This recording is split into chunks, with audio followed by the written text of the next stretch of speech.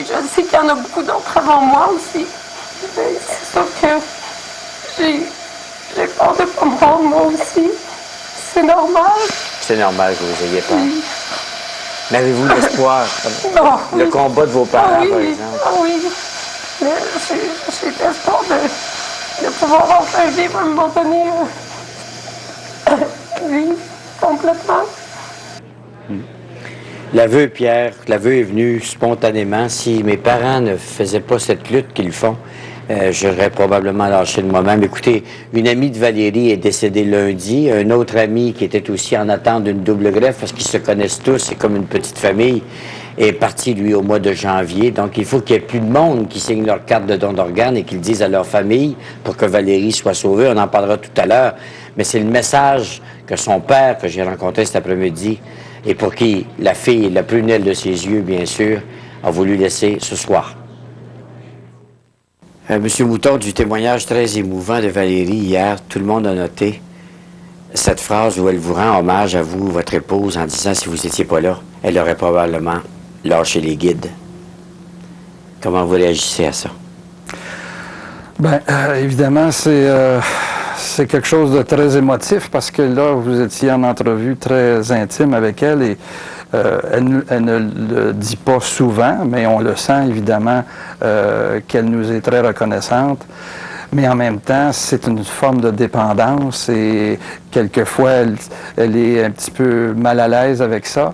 Mais il reste que nous, on va tout faire pour lui aider jusqu'au bout, quoi qu'il arrive. Et c'est surtout son courage à elle qui est exemplaire. Nous, on est là, on essaie de faire de notre mieux, mais c'est elle qui porte la maladie et c'est elle qui a accepté, par exemple, de s'ouvrir en entrevue parce que c'est pas facile. Vous savez qu'elle est rendue au plus bas de ce qu'elle peut vivre.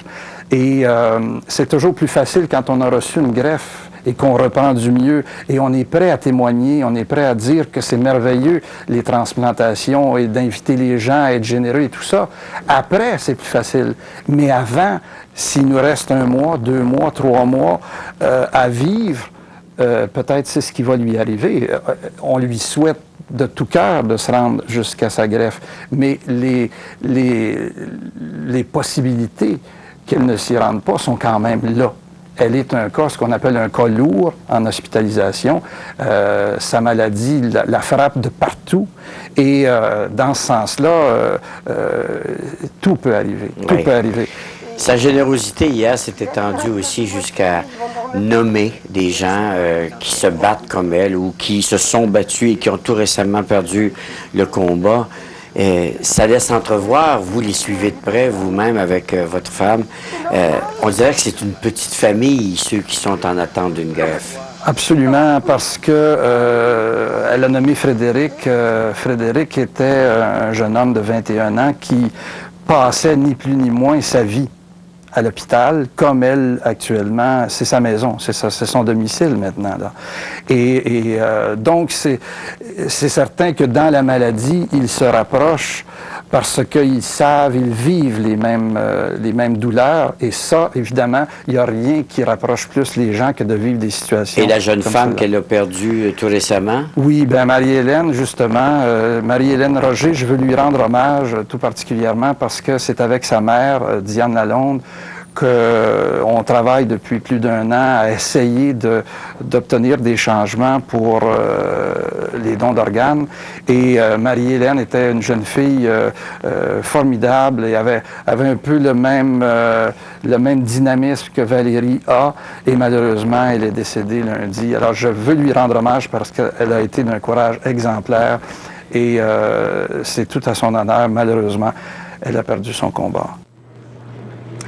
Je m'entretiens maintenant avec Mme Marie-Josée Tardif de Québec Transplant. Mme Tardif, bonsoir. Bonsoir, M. Charon. Avant qu'on aborde le dossier de les listes d'attente et des donateurs, etc., laissez-moi vous faire part d'une chose qui me traumatise. Depuis hier, les gens nous demandent comment ça se fait que j'ai pas le petit collant, où puis-je trouver le petit collant pour mettre la carte derrière l'assurance maladie. On a fait des appels à des CLSC, il y en a 1 sur 2 qui en avait. Les pharmacies, on nous dit qu'il y en avait là où on a appelé, il n'y en avait pas. Comment on peut obtenir ce petit collant qui peut faire des miracles, madame?